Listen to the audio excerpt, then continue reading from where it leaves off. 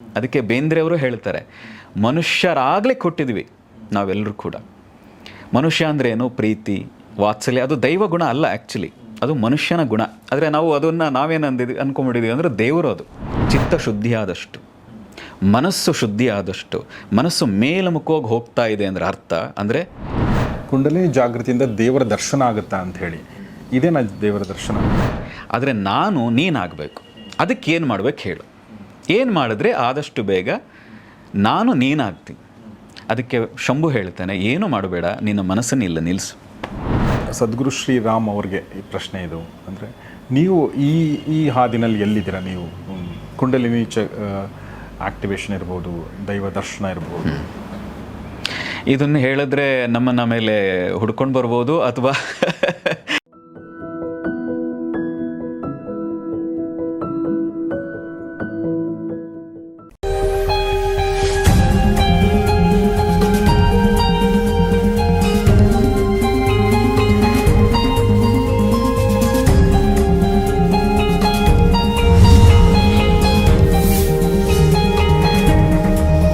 ನಮ್ಮ ಚಕ್ರಗಳ ಬಗ್ಗೆ ನೀವು ಹೇಳ್ತಾ ಇದ್ರಿ. ಚಕ್ರಗಳು ಆಕ್ಟಿವ್ ಆಗೋದು ಬೇರೆ ಮತ್ತು ಸಹಸ್ರಾರಕ್ಕೆ ಅದು ರೀಚ್ ಆಗೋದು ಬೇರೆ ಅಂತ ಹೇಳ್ತಾ ಇದ್ರಿ. ಬಟ್ ಚಕ್ರಗಳು ಆಕ್ಟಿವ್ ಆಗಿರೋದು ಅಥವಾ ಹೆಲ್ದಿ ಆಗಿರೋದು, ಅದರ ಲಕ್ಷಣಗಳೇನು? ಅಂದರೆ ನಮ್ಮ ಚಕ್ರಗಳು ಆಕ್ಟಿವ್ ಆಗಿದೆ ಅಥವಾ ನಮ್ಮ ಚಕ್ರಗಳು ಹೆಲ್ದಿ ಆಗಿದೆ ಅಂತ ನಮಗೆ ಗೊತ್ತಾಗೋದು ಹೇಗೆ? ನೋಡಿ, ಮೊನ್ನೆ ಗದಗಿಂದ ಒಬ್ಬ ಹುಡುಗ ಬಂದಿದ್ದ ನಮ್ಮ ಹತ್ರ, ದೀಕ್ಷೆ ತಗೊಂಡಂಥವನೇ. ಅವನು ಹೇಳ್ತಾ ಇದ್ದ, ಮುಂಚೆ ಗುರುಗಳೇ ನನಗೆ ಜೀರ್ಣ ಆಗ್ತಾ ಇರಲಿಲ್ಲ. 20-21 ವರ್ಷದ ಹುಡುಗನಿಗೆ ಜೀರ್ಣ ಆಗ್ತಾ ಇಲ್ಲ ಅಂದರೆ ಏನು ಅರ್ಥ? ತಿಂದದ್ದು ಜೀರ್ಣ ಆಗ್ತಾ ಇರಲಿಲ್ಲ ಅಂತ. ಆದರೆ ಕ್ರಿಯೆ ಮಾಡೋಕ್ಕೆ ಶುರು ಮಾಡಿದ ಮೇಲೆ, ಇಲ್ಲ ಗುರುಗಳು ಈಗ ಜೀರ್ಣಶಕ್ತಿ ಚೆನ್ನಾಗಿ ಆಗ್ತಾ ಇದೆ, ತಿಂದದ್ದು ಚೆನ್ನಾಗಿ ಜೀರ್ಣ ಆಗ್ತಾ ಇದೆ, ಒಳ್ಳೆ ನಿದ್ದೆ ಬರ್ತಾ ಇದೆ ಅಂತ.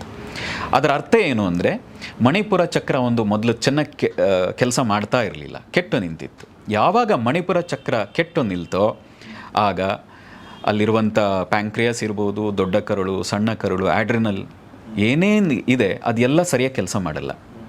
ಬಾಡಿ ಹೀಟ್ ಆಗ್ತದೆ, ಸಿಕ್ಕಾಬಟ್ಟೆ ಹೀಟ್ ಆಗ್ತದೆ.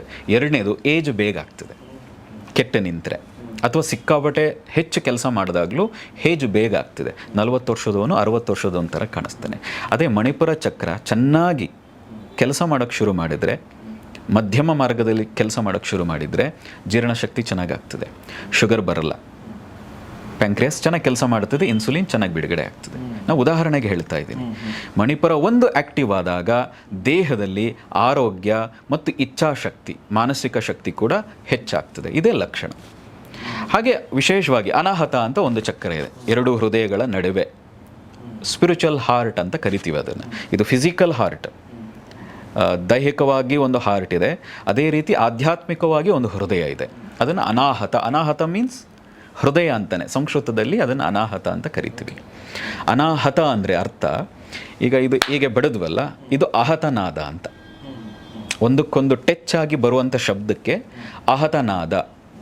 ಜಾಗಟೆ, ನಗಾರಿ, ಬೇರಿ ಇದೆಲ್ಲ ಅಹತನಾದ. ಅನಾಹತನಾದ ಅಂದರೆ ಒಂದಕ್ಕೆ ಒಂದು ತಾಗದೆ, ಟಚ್ಚೇ ಆಗದೆ ಬರುವಂತಹ ನಾದಕ್ಕೆ ಅನಾಹತ ನಾದ.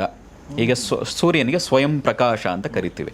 ಅಂದರೆ ಯಾರು ಬೆಳಗಲ್ಲ, ಯಾರು ಸ್ವಿಚ್ ಆನ್ ಮಾಡಲ್ಲ, ಯಾರು ದೀಪ ಹಚ್ಚಲ್ಲ, ಅವನು ಉರಿಲಿ ಅಂತ ಹೇಳಿ, ಅವನೇ ಪ್ರಜ್ವಲಿಸ್ತಾ ಇದ್ದಾನೆ. ಹಾಗೆ ಈ ಹಾರ್ಟ್ ಏನಿದೆ ತನಗೆ ತಾನೇ ಹೊಡಿತಾ ಇದೆ, ಅಲ್ಲಿ ಯಾರು ಟಚ್ ಮಾಡ್ತಾ ಇಲ್ಲ. ಹಾಗೆ ಅದಕ್ಕೆ ಅನಾಹತನಾದ ಅಂತ ಕರೀತಾರೆ.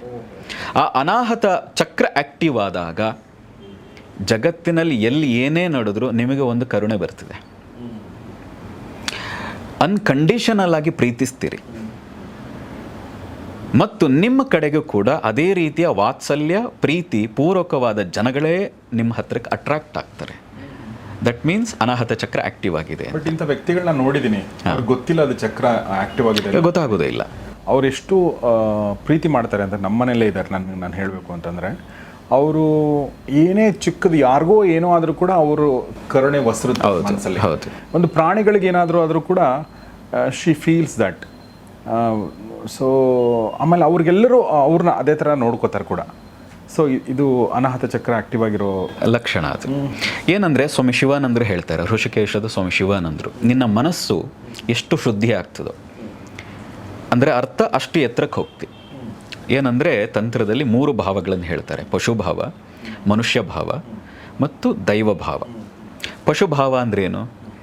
ತಿನ್ನು, ಲೈಂಗಿಕತೆ, ಚೆನ್ನಾಗಿ ನಿದ್ದೆ ಮಾಡು, ತನ್ನ ಸುಖಕ್ಕೆ ಏನು ಬೇಕೋ ಅದನ್ನು ಮಾಡ್ಕೊಂಡು ಆರಾಮಾಗಿರೋದು ಪಶುಭಾವ. ಹಾಗಿದ್ದಾಗ ಅವನು ಮೂಲಾಧಾರಕ್ಕಿಂತ ಇನ್ನೂ ಅಧೋಮುಖ ಆಗ್ತಾನೆ. ಅವನು ಯಾರು ಮೇಲ್ಮುಖವಾಗಿ ಚಲಿಸ್ತಾ ಹೋಗ್ತಾರೋ ಅವನು ಮನುಷ್ಯನಾಗ್ತಾನೆ. ನಾವೆಲ್ಲ ಯಾಕೆ ಹುಟ್ಟಿದ್ದೀವಿ? ಮನುಷ್ಯರಾಗ್ಲಿಕ್ಕೆ ಹುಟ್ಟಿದ್ದೀವಿ. ಮನುಷ್ಯರಲ್ಲ, ಇಲ್ಲಿರೋರು ಯಾರು ಮನುಷ್ಯರಾಗಿಲ್ಲ. ಅದಕ್ಕೆ ಬೇಂದ್ರೆಯವರು ಹೇಳ್ತಾರೆ, ಮನುಷ್ಯರಾಗ್ಲಿಕ್ಕೆ ಹುಟ್ಟಿದ್ವಿ ನಾವೆಲ್ಲರೂ ಕೂಡ. ಮನುಷ್ಯ ಅಂದರೆ ಏನು? ಪ್ರೀತಿ, ವಾತ್ಸಲ್ಯ, ಅದು ದೈವ ಗುಣ ಅಲ್ಲ, ಆ್ಯಕ್ಚುಲಿ ಅದು ಮನುಷ್ಯನ ಗುಣ. ಆದರೆ ನಾವು ಅದನ್ನು ನಾವೇನು ಅಂದ್ಕೊಂಡ್ಬಿಟ್ಟಿದ್ದೀವಿ ಅಂದರೆ ದೇವರು. ಅದು ಪ್ರೀತಿಸಿ ಕಂಡೀಷನಲಾಗಿ ಪ್ರೀತಿಸಿದ್ರೆ ಅವನು ದೇವರು. ಏನು ನಿರೀಕ್ಷೆ ಇಲ್ಲದೆ ನಮಗೆ ಸಹಾಯ ಮಾಡಿದರೆ ಅವನು ದೇವರು. ಆದರೆ ಅದು ದೇವರ ಕೆಲಸ ಅಲ್ಲ, ಆ್ಯಕ್ಚುಲಿ ಅದು ಪ್ರತಿಯೊಬ್ಬ ಮನುಷ್ಯನ ಕೆಲಸ. ಅದಕ್ಕೆ ಶಿವಾನಂದರು ಹೇಳ್ತಾರೆ, ಚಿತ್ತ ಶುದ್ಧಿ ಆದಷ್ಟು, ಮನಸ್ಸು ಶುದ್ಧಿ ಆದಷ್ಟು, ಮನಸ್ಸು ಮೇಲ್ಮುಖವಾಗಿ ಹೋಗ್ತಾ ಇದೆ ಅಂದರೆ ಅರ್ಥ ಅಂದರೆ ನೀನು ಎಲ್ಲರನ್ನು ಇಷ್ಟಪಡೋಕ್ಕೆ ಶುರು ಮಾಡಿದೀಯಾ, ಎಲ್ಲರನ್ನು ಪ್ರೀತಿಸ್ತಾ ಇದೆಯಾ, ಅದರ ಅರ್ಥ ನಿನ್ನ ಚಕ್ರಗಳು ಆ್ಯಕ್ಟಿವ್ ಆಗಿದೆ, ನಿನ್ನ ಶಕ್ತಿ ಮೇಲ್ಮುಖವಾಗಿ ಹೋಗ್ತಾ ಇದೆ ಅಂತ ಅರ್ಥ. ವಿಶುದ್ಧವನ್ನು ದಾಟಿದ್ರೆ ನೀನು ದೈವಕ್ಕೆ ಹೋಗಿದ್ದೀಯ ಅಂತ ಅರ್ಥ. ಅನಾಹತದವರೆಗೆ ಮನುಷ್ಯ ಭಾವ, ಅನಾಹತ ಚಕ್ರ ದಾಟಿದ್ರೆ ನೀನು ದೈವ ಭಾವಕ್ಕೆ ಹೋಗ್ತೀಯ ಅಂತ ಅರ್ಥ. ದೈವ ಭಾವ ಅಂದ್ರೆ ಏನು? ಭಯ ಇಲ್ಲ. ನಮ್ಮಲ್ಲಿ ಮನುಷ್ಯನಿಗೆ ಸಹಜವಾದ ಗುಣಗಳಿದೆ. ಹಸಿವು, ಬಾಯಾರಿಕೆ, ನಿದ್ದೆ, ಲೈಂಗಿಕತೆ, ಭಯ. ಇವು 5ಗಳು ಸಹಜವಾದ ಗುಣ, ಎಲ್ರಿಗೂ ಇದೆ. ಎಲ್ರಿಗೂ ಹುಟ್ಟೋ ಮಕ್ಕಳಿಗೂ ಭಯ ಬರ್ತದೆ, ಹಸಿವಿದೆ, ಬಾಯಾರಿಕೆ ಇದೆ. ಇದು ಇಲ್ಲದೇ ಇದ್ದರೂ ನಾನು ಆರಾಮವಾಗಿರ್ತೀನಿ ಅನ್ನುವ ಲಕ್ಷಣ ಬಂದರೆ ಅವನಿಗೆ ಭಯ ಇಲ್ಲ. ಹೀಗೆ ಸಾವು ನನ್ನ ಮುಂದೆ ನಿಂತಿದೆ ಅಂದರೂ ಅವನು ಅದನ್ನು ಪ್ರೀತಿಸೋಕೆ ಕಲ್ತಿದ್ದಾನೆ ಅಂದರೆ ಅವನು ದೈವ ಭಾವಕ್ಕೆ ಹೋಗಿದ್ದಾನೆ ಅಂತ.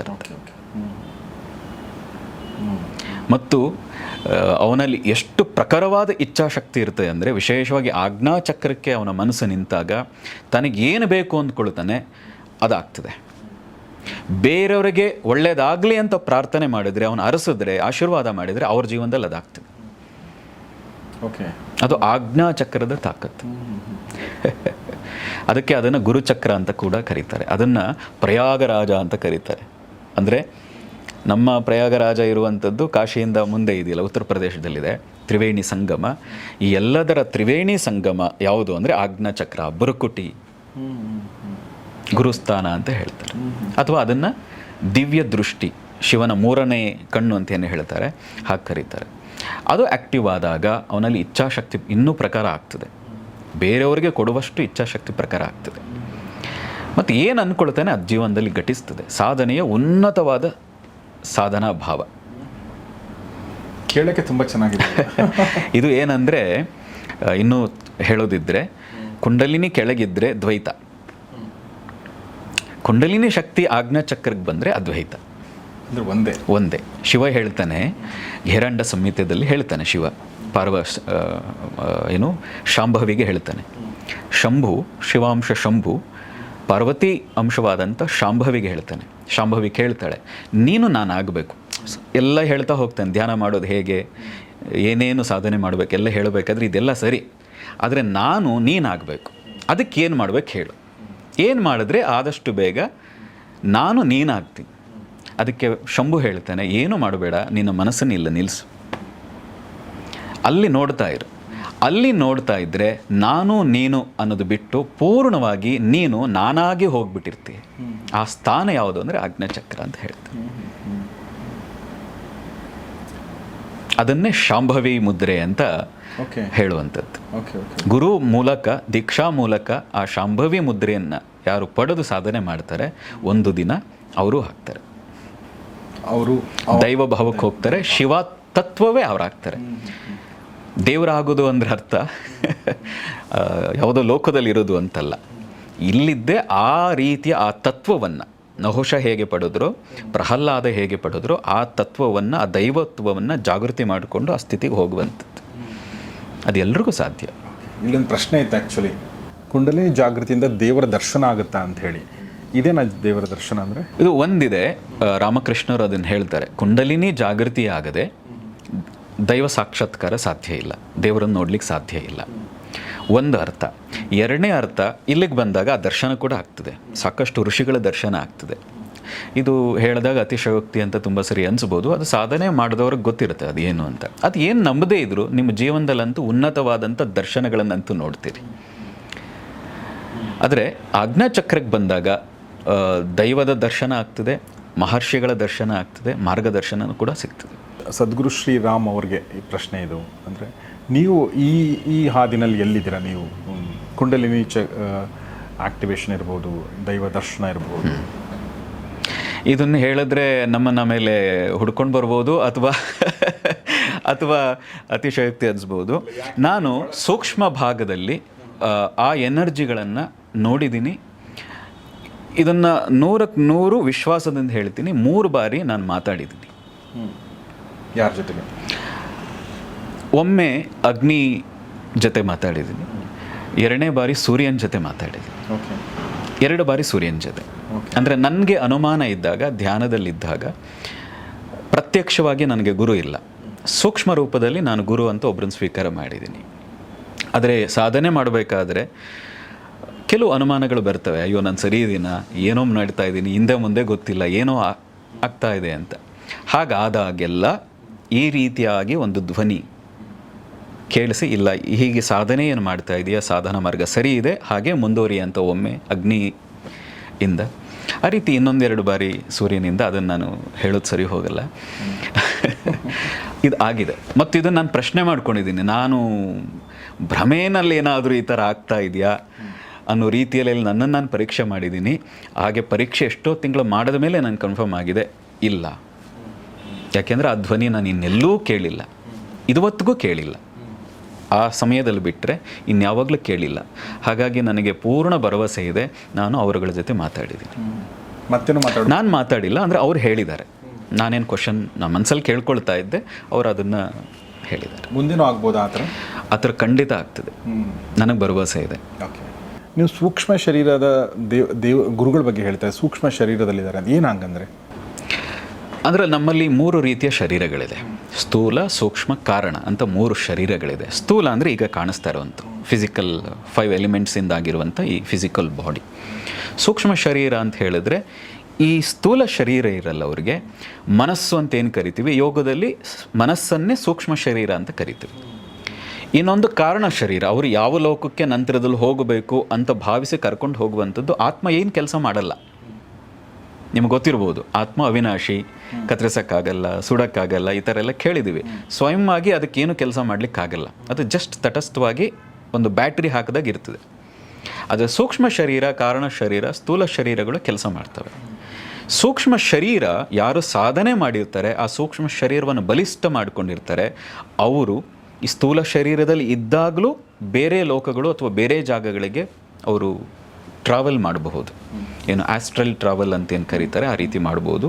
ಆದರೆ ಋಷಿಗಳಂತೂ ಸ್ಥೂಲ ಶರೀರದಲ್ಲಿಲ್ಲ, ಸೂಕ್ಷ್ಮ ಶರೀರಧಾರಿಗಳಾಗಿಯೇ ಅವ್ರಿಗೆ ಯಾರಿಗೆ ಅವಶ್ಯಕತೆ ಇದೆ ಅವರಿಗೆ ಅವರು ಮಾರ್ಗದರ್ಶನ ಮಾಡ್ತಾರೆ. ಆದರೆ ನಮಗೆ ಆ ಸೂಕ್ಷ್ಮತೆ ಇರಬೇಕು, ಅವರು ನೋಡುವಂಥ ಸೂಕ್ಷ್ಮತೆ ನಮಗಿರಬೇಕು. ಸೊ ನಿಮ್ಮ ಗುರುಗಳು ಕೂಡ ಸೂಕ್ಷ್ಮ ಶರೀರದಲ್ಲೇ ನಿಮಗೆ ಮಾರ್ಗದರ್ಶನ ಮಾಡಿರೋದು? ಹಾಂ, ಹೌದು. ಯಾರವರು ಗುರುಗಳು? ನಾನು ಮಾನಸಿಕವಾಗಿ ಸ್ವೀಕಾರ ಮಾಡಿದಂಥ ಗುರುಗಳು ಆದಿಶಂಕರಾಚಾರ್ಯರು. ಅವ್ರು ಯಾವಾಗಲೂ ಬರೋದೇ ಇಲ್ಲ, ಪ್ರೇರಣೆ ಕೊಡ್ತಾರೆ. ಮಾನಸಿಕವಾಗಿ ಹೀಗೆ ಮಾಡು ಅಂತ ಪ್ರೇರಣೆ ಕೊಡ್ತಾರೆ. ಇಲ್ಲಾಂದರೆ ನನ್ನಂಥ ಅಜ್ಞಾನಿ, ನನ್ನಂಥ ಮೂರ್ಖ ಹೀಗೆ ಕೂತು ಮಾತಾಡ್ಲಿಕ್ಕೆ ಸಾಧ್ಯವೇ ಇಲ್ಲ. ಮತ್ತು ನನ್ನ ಮಾತು ಯಾವುದು ನಂದಲ್ವೇ ಇಲ್ಲ. ಅವರಿಂದ ಪ್ರೇರಣೆ ಆಗಿದ್ದು, ಜಗನ್ಮಾತೆಯಿಂದ ಪ್ರೇರಣೆ ಆಗಿದ್ದು ಬಿಟ್ಟರೆ ನಾನು ಯಾವುದೋ ದೊಡ್ಡ ಸಾಧನೆ ಮಾಡಿದ್ದೀನಿ ಅಂತ ನನಗೆ ಇವತ್ತಿಗೂ ಅನಿಸಲ್ಲ. ಅವರ ಕೃಪೆಯಿಂದ ನಾನು ಇಷ್ಟಾದರೂ ಅನುಭವ ಆಗಿದೆ, ಅದನ್ನು ಮತ್ತೆ ಮಾತಾಡ್ತಾ ಇದ್ದೀನಿ. ಮತ್ತು ಇದುವರೆಗೆ ನಮ್ಮ ಶಿಬಿರದಲ್ಲಿ ಯಾರು ಕೂತಿದ್ದಾರೆ ಅವರೂ ಕೂಡ ಆ ಅನುಭವವನ್ನು ಫೀಲ್ ಮಾಡಿದ್ದಾರೆ. ಒಬ್ಬ ಸಾಮಾನ್ಯ ಮನುಷ್ಯ ಕೂಡ 7ನೇ ದಿನದಷ್ಟರಲ್ಲಿ ಆ ಎನರ್ಜಿ ಅಂದರೆ ಏನು ಅನ್ನೋದನ್ನು ಫೀಲ್ ಮಾಡಿದ್ದಾನೆ. ಸೊ ಕುಂಡಲಿನಿ ಶಕ್ತಿಯ ಬಗ್ಗೆ, ಚಕ್ರಗಳ ಬಗ್ಗೆ ಮತ್ತು ನಾವು ಮೊದಲನೇ ಬಾರಿ ಕೇಳ್ತಿರುವಂಥ ಸಾಕಷ್ಟು ವಿಚಾರಗಳ ಬಗ್ಗೆ ಸದ್ಗುರು ಶ್ರೀರಾಮ್ ಅವರು ಸಾಕಷ್ಟು ವಿಚಾರಗಳು ನಮ್ಮ ಜೊತೆ ಶೇರ್ ಮಾಡಿದರು. ಸೊ ತುಂಬ ಥ್ಯಾಂಕ್ಸ್ ಗುರುಗಳೇ. Thank you. ಭಾಳ ಧನ್ಯವಾದಗಳು. Thank you very much. So ಸ್ನೇಹಿತರೆ, ಇದು ಮಾನಸ ಸರೋವರದಲ್ಲಿ ಒಂದು ಸಂಚಿಕೆ, ಮತ್ತೊಂದು ಸಂಚಿಕೆ ಸದ್ಗುರು ಶ್ರೀರಾಮ್ ಅವರ ಜೊತೆಗೆ. ಕೆಲವರು ಮಾತಾಡ್ತಿರೋ ಸುಮ್ಮನೆ ಕೂತ್ಕೊಂಡು ಕೇಳಬೇಕಂತ ಅನ್ಸುತ್ತಲ್ಲ, ಯೂಶ್ವಲಿ ನಮ್ಗೆ ಹಂಗೆ ಅನಿಸಲ್ಲ. ಬಟ್ ಸದ್ಗುರು ಶ್ರೀ ಮಾತಾಡ್ತಿರ್ಬೇಕಾದ್ರೆ ಸುಮ್ಮನೆ ಕೂತ್ಕೊಂಡು ಕೇಳೋಣ ಅಂತ ಅನಿಸುತ್ತೆ. ಯಾಕಂದರೆ ಅವ್ರು ಹೇಳ್ತಾ ಇರುವಂಥದ್ದು ಭಾಳಷ್ಟು ವಿಚಾರಗಳು ನನಗೆ ಗೊತ್ತಿಲ್ಲ, ನಮಗೂ ಗೊತ್ತಿಲ್ಲ ಅಂತ ಅನ್ಕೋತೀನಿ. ಅಂದರೆ ಭಾಳಷ್ಟು ಜನರಿಗೆ ಸೊ ಆ ಒಂದು ಎಕ್ಸ್ಪೋಜರ್ ನಮಗೆ ಸಿಗ್ತಾ ಇದೆ. ಸೊ ಇನ್ನೊಂದಷ್ಟು ವಿಚಾರಗಳನ್ನ ನಾವು ಮಾತಾಡೋಣ. ಮತ್ತು ತುಂಬ ಜನ ಸದ್ಗುರು ಶ್ರೀರಾಮ್ ಅವರ ಉಪಾಸನಾ ಫೌಂಡೇಶನ್ ಬಗ್ಗೆ ಕೇಳಿದಿರಿ. ಅದರ ಲಿಂಕ್ಗಳು, ಫೋನ್ ನಂಬರ್ಗಳು ನಮ್ಮ ಕಮೆಂಟ್ ಬಾಕ್ಸಲ್ಲಿ ಮೇಲೇ ಇರುತ್ತೆ, ಡಿಸ್ಕ್ರಿಪ್ಷನಲ್ಲೂ ಇರುತ್ತೆ. ದಯವಿಟ್ಟು ಯಾರು ಇಷ್ಟ ಇದೆಯೋ ಅವರು ಸಂಪರ್ಕಿಸಿ ಅಂತ ಹೇಳ್ತಾ ಇವತ್ತಿನ ಈ ಎಪಿಸೋಡ್ ಮುಗಿಸ್ತಾ ಇದ್ದೀನಿ. ಏನೇ ಪ್ರಶ್ನೆಗಳಿದ್ರು ದಯವಿಟ್ಟು ಕಮೆಂಟ್ ಬಾಕ್ಸಲ್ಲಿ ಕೇಳಿ. ನೋಡ್ತಾರೆ ಗೌರಿ ಶಕ್ತಿ ಸ್ಟುಡಿಯೋ, ನೋಡ್ತಾರೆ ಮಾನಸ ಸರೋವರ ಕಾರ್ಯಕ್ರಮ. ನಮಸ್ಕಾರ.